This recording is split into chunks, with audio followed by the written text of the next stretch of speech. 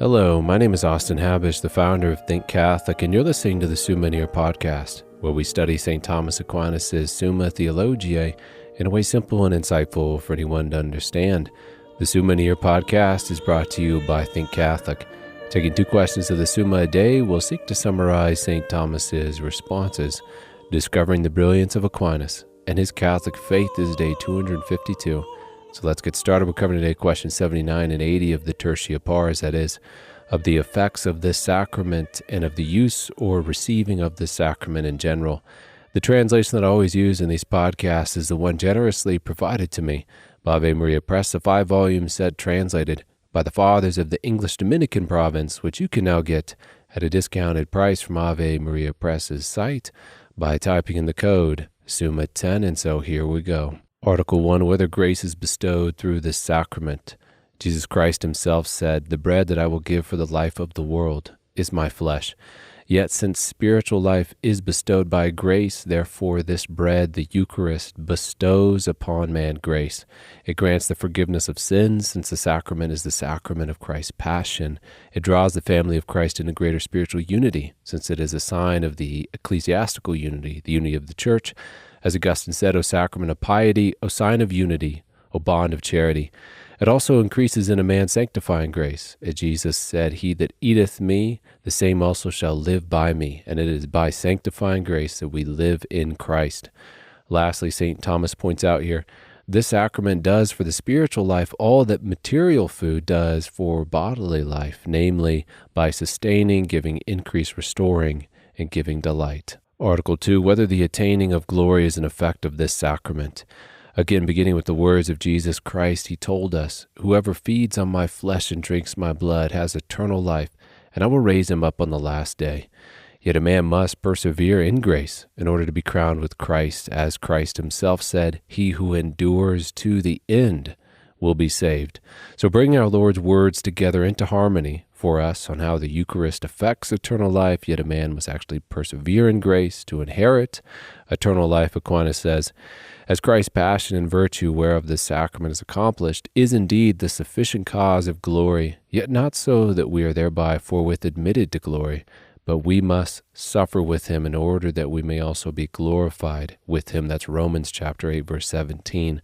So this sacrament does not at once admit us to glory, but bestows on us the power of coming into glory.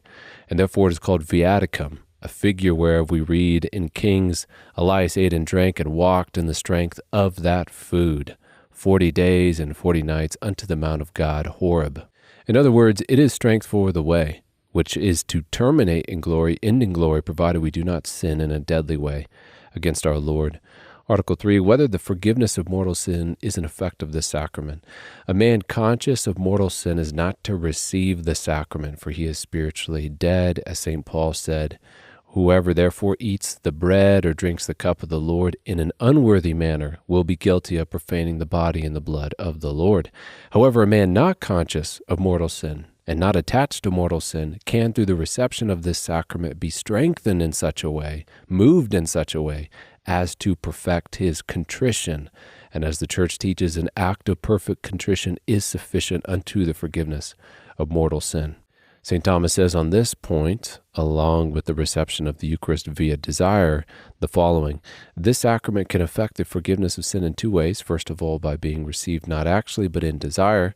Secondly, when received by one in mortal sin of which he is not conscious, for which he has no attachment, since possibly he was not sufficiently contrite at first, but by approaching the sacrament devoutly and reverently, he obtains the grace of charity, which will perfect his contrition and bring forgiveness of sin.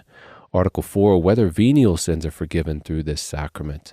The supernatural love of God, which is charity, and which is increased in man through the sacrament of charity, which is the Eucharist, avails towards the forgiveness of venial sins. As Jesus Christ said to the woman of Luke 7, "I tell you, her sins, which are many, are forgiven, for she loved much." And as St. Peter said, who could speak from personal experience, who denied Christ 3 times and then later made 3 acts of love and reparation to Christ on the beach after the resurrection, he says, "Above all, hold unfailing your love for one another, since love covers a multitude of sins." Article 5, whether the entire punishment due to sin is forgiven through this sacrament. In general, although a man be forgiven, punishment may still be due to him to make up for, put back in the order of justice for his departure from that order of justice. Like when someone breaks their neighbor's window with a baseball, the offense can be forgiven, but the window still needs to get fixed by a kind of reversal process. So too, since sin is a self-indulgence, which was contrary to the law, the order of justice is put back by a reversal kind of act of being afflicted, experiencing something as repugnant to the will, and then for the sake of the law. In the reception of the Eucharist, one's personal punishment due is atoned for according to the devotion of the recipient. And this is because the sacrament attains that for which it was instituted, spiritual nourishment, but the attainment of forgiveness and dissolving of punishment, these are indirect effects, which come to man through the charity in that man. And so the Eucharist is effective to this end, but according to the degree of charity in which one is receptive of this sacrament of charity. Article 6, whether man is preserved by this sacrament from future sins. By increasing sanctifying grace in the man, such grace, such spiritual strength does preserve him from acts of falling into sin. As Aquinas says here, by uniting man with Christ through grace, it strengthens his spiritual life. Secondly, inasmuch as it is a sign of Christ's passion, whereby the devils are conquered, it repels all the assaults of demons. Article 7, whether this sacrament benefits others besides the recipients. Insofar as it is a sacrifice, a representation of Christ's sacrifice, which is offered again now in time, it is efficacious not only to all those gathered at Mass, but across the whole world, as we hear in this article.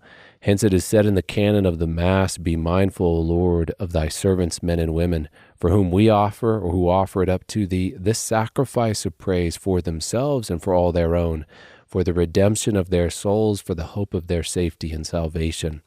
And our Lord expressed both ways, saying in Matthew and Luke, which is for you, i.e. who receive it, and for many, i.e. others, shall be shed unto remission of sins. Article 8, whether the effect of this sacrament is hindered by venial sin. Venial sin can hinder the effect of the sacrament only under the circumstance St. Thomas gives in this article, which is the following. The effect of this sacrament is not only the obtaining of habitual grace or charity, but also a certain actual refreshment of spiritual sweetness, which is indeed hindered if anyone approached to the sacrament with mind distracted through venial sins. But the increase of habitual grace or of charity is not taken away. So let us go attentive on what we are about to receive, and thus receive as intensely, as devoutly as we can, the grace of this sacrament. We move then on to question 80 of the use or receiving of this sacrament in general. Article 1, whether there are two ways to be distinguished of eating Christ's body. What is discussed here is the distinction between a sacramental and a spiritual communion in the Eucharist, that a man can receive the Eucharist inattentively, as we mentioned already, but he could also receive the Eucharist spiritually only, or in desire, although he has no opportunity to receive it sacramentally. And just as the effects of baptism can come to one through desire for the sacrament, as we've previously noted, so too one can receive the graces of the Eucharist through desire for the sacrament, or spiritual communion with it. Fleshing this out, St. Thomas tells us the effect of the sacrament can be secured by every man if he receive it in desire, though not in reality. Consequently, just as some are baptized with the baptism of desire, through their desire for baptism before being baptized in the baptism of water, so likewise some eat this sacrament spiritually before they receive it sacramentally. Nevertheless, sacramental eating is not without avail, because the actual receiving of the sacrament produces more fully the effect of the sacrament than does the desire thereof. Article 2, whether it belongs to man alone to eat the sacrament spiritually. All are called not only to receive the sacrament with their mouths, but also in their heart through desire, charity, and faith. This is what it means to receive the Eucharist not only sacramentally, but also spiritually. Man alone can receive the sacrament in both of these ways combined. Angels receive Christ in his proper species, so as he is in heaven, through desire and charity, though not by faith, like us, since they possess the beatific vision. It is that spiritual union which we long for and look forward to, God willing, in heaven. Article 3, whether the just man alone may eat Christ sacramentally. Sinners, meaning those in mortal sin, do receive Christ sacramentally, although they are not allowed to. But we do see this as possible for them to do, which is the question of our article. As Aquinas notes, many receive from the altar, and by receiving die. Whence the apostle said, eateth and drinketh judgment to himself, but only sinners die by receiving. Therefore sinners eat the body of Christ sacramentally, and not the just only. Article 4, whether the sinner sins in receiving Christ's body sacramentally. The Eucharist signifies not only the body of Christ, as in that body which was offered up for the salvation of man and is substantially present in the Eucharist, but the Eucharist also signifies the mystical body of Christ, which is the church, as St. Paul said, because there is one bread, we who are many are one body, for we all partake of the one bread. Thus, the man who receives the Eucharist expresses that he is one with that mystical body, which is only true for those who have living faith, or faith working through charity. In other words, those who are in a state of grace. Thus, by signifying a lie, the person in mortal sin sins in receiving the Eucharist. In St. Thomas's words, it is manifest that whoever receives this sacrament while in mortal sin is guilty of lying to this sacrament, and consequently of sacrilege, because he profanes the sacrament, and therefore he sins mortally. Article 5, whether to approach this sacrament with consciousness of sin is the gravest of all sins. The gravest sins of all are those pertaining directly to God and his Godhead. This would include blasphemy or unbelief, while lesser sins, although very grievous, would be those against Christ's humanity and then Christ's sacraments, and thus the sins against his sacraments, like the Eucharist, are not the gravest of all. Article 6, whether the priest ought to deny the body of Christ to the sinner seeking it. As Jesus Christ said, do not give dogs what is holy, and do not throw your pearls before swine, lest they trample them underfoot and turn to attack you. If a man is a sinner living in mortal sin, yet the church is unaware of it, then the church assumes a man innocent until proven guilty when it comes to coming forward to receive the Eucharist. Yet if a man be a notorious, a public sinner, or someone publicly excommunicated from the church, this person cannot be admitted to the Eucharist, for it would be a source of scandal to the faithful and irreverent use of the sacrament itself.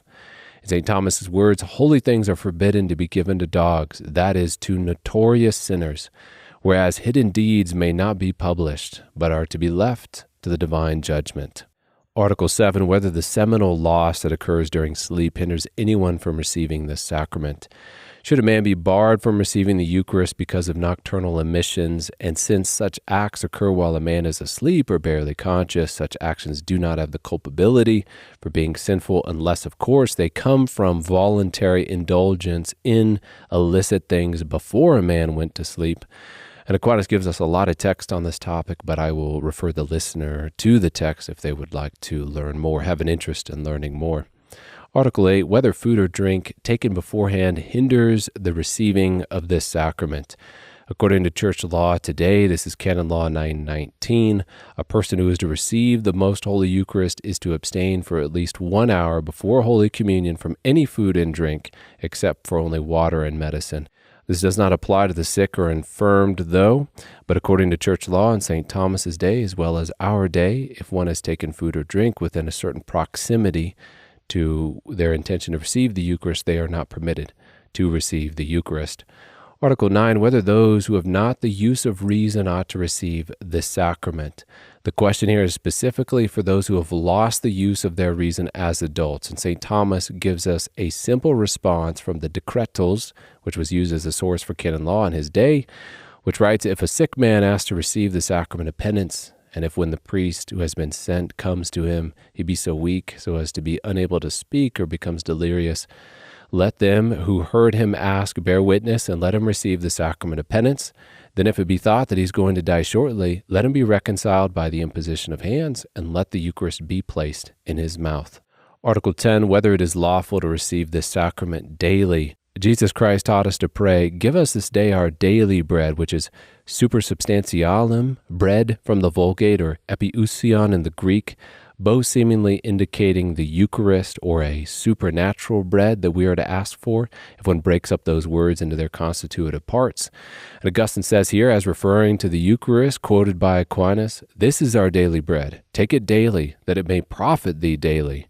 Yet Aquinas gives us a certain caution in daily reception, not due to any doubt in the efficacy of the Eucharist, nor in our needs for its remedies, but due to our possible lukewarmness. He writes, "But because many persons are lacking in this devotion, on account of the many drawbacks, both spiritual and corporeal, from which they suffer, it is not expedient for all to approach this sacrament every day, but they should do so as often as they find themselves properly disposed." Article 11, whether it is lawful to abstain altogether from communion.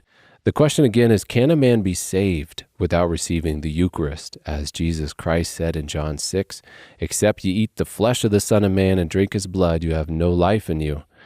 However, we heard from Augustine back in question 73, no one should entertain the slightest doubt that then every one of the faithful becomes a partaker of the body and blood of Christ when in baptism. He is made a member of Christ's body, nor is he deprived of his share in that body and chalice, even though he depart from this world in the unity of Christ's body, but before he eats that bread and drinks of that chalice. Aquinas then says here, "Now it is clear that all are bound to eat it at least spiritually, because this is to be incorporated in Christ. Now spiritual eating comprises the desire or yearning for receiving this sacrament. Therefore a man cannot be saved without desiring to receive this sacrament." So man partakes in the body and blood of Christ in a way by being engrafted into the body of Christ at baptism. From there one can have a spiritual communion with that sacrament through desire, and if such a desire is genuine, then it should seek the fulfillment of that desire in sacramental reception of the body and blood of Christ. And therefore, in this way, it is not lawful for a man to willingly abstain altogether from receiving the Eucharist. Article 12 in our last article, whether it is lawful to receive the body of Christ without the blood. As far as the sacrifice of the Mass is concerned, the representation of Christ's body and blood on the altar, which Christ offers again in time to the Father, this requires that both the body and blood be sacramentally present and received by the priest. But as far as the reception of the Eucharist for the faithful is concerned, St. Thomas not only recounts in this article the tradition that in many churches it was not customary to offer the chalice to the faithful, but then also gives us the following words, which we will quote and bring our episode to a close. He writes, "On the part of the recipient, the greatest reverence and caution are called for, lest anything happen which is unworthy of so great a mystery. Now this could especially happen in receiving the blood, for if unconsciously handled, it might easily be spilt. And because the multitude of the Christian people increased, in which there are old, young, and children, some of whom have not enough discretion to observe due caution, and using the sacrament on that account, it is a prudent custom in some churches for the blood not to be offered to the reception of the people, but to be received by the priest alone." And with that, we close another episode. We have just finished covering questions 79 and 80 of the Tertia Pars, that is, of the effects of this sacrament and of the use or receiving of this sacrament in general. My name is Austin Habish with Think Catholic, and I cannot wait to see you tomorrow.